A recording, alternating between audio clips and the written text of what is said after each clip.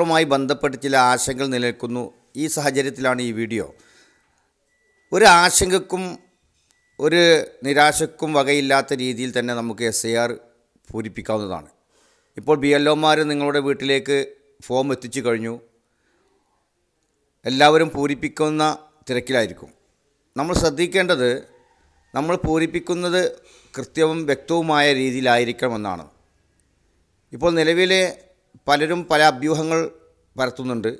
ഇംഗ്ലീഷിൽ മാത്രമേ പൂരിപ്പിക്കാൻ പാടുള്ളൂ, ഫോട്ടോ മാറ്റണമെങ്കിൽ ചെവി പുറത്താക്കണം, ഈ രീതിയിലുള്ള ഒരുപാട് കാര്യങ്ങൾ മാധ്യമങ്ങൾ കൂടിയും അതോടൊപ്പം തന്നെ ഈ സോഷ്യൽ മീഡിയയിൽ കൂടിയും പ്രചരിപ്പിച്ചുകൊണ്ടിരിക്കുന്നു. അപ്പോൾ തീർത്തും അടിസ്ഥാനരഹിതമാണ് എന്നാണ് ഒരു BLO എന്ന നിലയ്ക്ക് എനിക്ക് പറയാനുള്ളത്. നിങ്ങൾക്ക് ഇംഗ്ലീഷിലോ മലയാളത്തിലോ പൂരിപ്പിക്കാം, പക്ഷേ അപ്ലോഡ് ചെയ്യുന്നത് മാതാവിൻ്റെയും പിതാവിൻ്റെയും പങ്കാളിയുടെയും പേരുകൾ അപ്ലോഡ് ചെയ്യുന്നത് ഇംഗ്ലീഷിലാണ്. അതുകൊണ്ട് ഇംഗ്ലീഷിൽ പൂരിപ്പിക്കുന്നതാണ് അഭികാമ്യം എന്ന് മാത്രമാണ് അതിൽ പറയാനുള്ളത്. മറ്റൊരു കാര്യം, നമ്മുടെ 2002 SIRൽ ഉൾപ്പെട്ടിട്ടുള്ള വ്യക്തികൾ, വോട്ടർമാർ, അവരുടെ പേര് വിവരങ്ങൾ ഒരുപക്ഷേ ചില തെറ്റുകുറ്റങ്ങൾ ഉണ്ടായിരിക്കാം. അത് തിരുത്തി എഴുതേണ്ട യാതൊരു ആവശ്യവുമില്ല. എന്താണോ 2002 SIRൽ ഉള്ളത് അത് അതുപോലെ എഴുതിയാൽ മാത്രം മതി. മറ്റൊന്ന്, നമ്മുടെ ബന്ധുവിൻ്റെ രക്തബന്ധത്തിൽപ്പെട്ട ആളുകളെ പേരുകൾ നമ്മൾ 2002 SIR ഉൾപ്പെട്ടിട്ടില്ലെങ്കിൽ നമ്മൾ ബന്ധുവിൻ്റെ പേര് വെച്ചാണ് പൂരിപ്പിക്കേണ്ടത്. അതിൽ പ്രധാനമായും നമ്മൾ ഉൾപ്പെടുന്നത് മാതാവ്, പിതാവ്, ഗ്രാൻഡ് ഫാദർ, ഗ്രാൻഡ് മദർ എന്നതാണ്. ഈ ഓപ്ഷനാണ് നിലവിൽ ഇപ്പോൾ അപ്ലോഡ് ചെയ്യുമ്പോൾ BLOമാർക്ക് ലഭ്യമാകുന്നത്. മറ്റൊരു ഓപ്ഷൻ ലഭ്യമല്ല. എന്നിരുന്നാലും സഹോദരനോ സഹോദരിയോ നമുക്ക് ഉൾപ്പെടുത്താവുന്നതാണ്. ഈ രൂപത്തിൽ ഉൾപ്പെടുത്തുന്ന ആളുകൾ പിന്നീട് വേരിഫിക്കേഷൻ സമയത്ത് അവർക്ക് വേണ്ട രേഖകൾ ഹാജരാക്കിയാൽ മതിയായിരിക്കും. അതിലും ആരും തന്നെ ആശങ്കപ്പെടേണ്ടതില്ല. വളരെ ലളിതമായി തന്നെ ആ കാര്യവും ചെയ്യാവുന്നതാണ്. 2002 വോട്ടർ പട്ടികയിൽ പല തെറ്റുകുറ്റങ്ങളുണ്ട്. പിതാവിന് ഭർത്താവെന്നും ഭാര്യയ്ക്ക് പിതാവെന്നൊക്കെ രീതിയിൽ എഴുതിയതായിട്ട് കാണുന്നുണ്ട്.